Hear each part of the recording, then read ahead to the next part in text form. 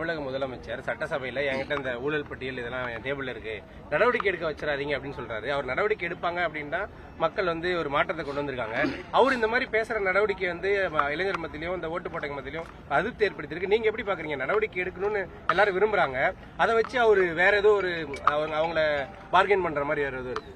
அதாவது இந்த கடந்த 5 ஆண்டு காலம் திமுக செய்த ஊழல் இதுவரைக்கும் தமிழ்நாட்டு வரலாற்றில் இப்படி ஒரு ஊழல் எந்த கட்சியும் செஞ்சது கிடையாது.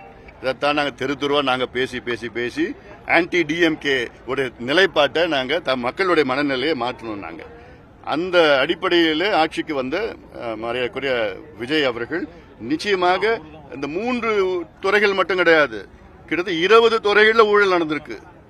அவர் 3 மட்டும் நினைச்சிட்டு இருக்காரு. 20 துறைகளுக்கு மேல ஊழல்னா சாதாரண ஊழல் கிடையாது. அதுல நிச்சயமாக நடவடிக்கை எடுக்கணும், வேகமாக எடுக்கணும். மக்களுடைய நம்பிக்கை பெறுகின்ற வகையில் வேகமாக எடுக்கணும். இப்போ ஒரு உதாரணம், கனிம வளம் இருக்கு. கனிம வளம் கிட்டத்தட்ட ஒரு 30,000 கோடிக்கு கேரளாவில் கடத்தி எடுத்துட்டு போயிருக்கிறாங்க கடந்த ஆட்சியாளர்கள். காட்ஃபாதர் எத்தனையோ காட்ஃபாதர்கள்லாம் இருந்தாங்கல்ல. அதுக்கு என்ன பண்ணணும்னா அவங்க மேல வழக்கு போட்டு அந்த பணத்தை திரும்பி பெறணும். வாங்கி கஜானா அரசு கஜானா இன்னைக்கு காலியா இருக்குது, அதில் திரும்பி, ஏன்னா அவங்களை ஒவ்வொருத்தரும் பிடிச்சோன்னு வச்சுக்கலாம். அதுவும் பொதுப்பணித்துறை, நெடுஞ்சாலைத்துறை எல்லாம் ஓஹோன்னு அடிச்சு நாஸ்தி பண்ணிட்டாங்க. எல்லாமே இபியில இருந்து போக்குவரத்து எல்லாமே பண்ணிருக்கிறாங்க. இது சாதாரணமா இப்போ ஒரு உதாரணம், இபியில டெண்டர் போட்டிருக்காங்க, அது டிரான்ஸ்பார்மருக்கு நினைக்கிறேன். 32 பேரும் ஒரே ரேட் போட்டிருக்காங்க. எப்படி 32 பேரும் ஒரே ரேட் போட முடியும்?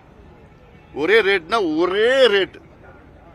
அப்போ இப்படிலாம் எத்தனையோ ஊழல் நடந்திருக்கு. இதெல்லாம் சாதாரணமா எடுத்துட்டா முடிஞ்சு போச்சு. அதனால இதை செய்யணும். எதுக்கு 3 மாசம் ஆயிடுச்சு, 100 நாள் ஆயிடுச்சு, என்ன தாமதம்?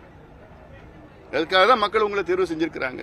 நேர்மையான ஆட்சி வேணும்னு தானே தேர்வு செஞ்சிருக்காங்க. நேர்மையான ஆட்சினா நீங்க மட்டும் மேல் மட்டத்தில் ஊழல் இல்லாதது, அது நேர்மை, அது ஒரு பக்கம். ஆனா கடந்த காலத்தில் ஊழல் செஞ்சவங்க, தப்பு செஞ்சவங்க, அவங்கள நீங்க you have to bring them to books.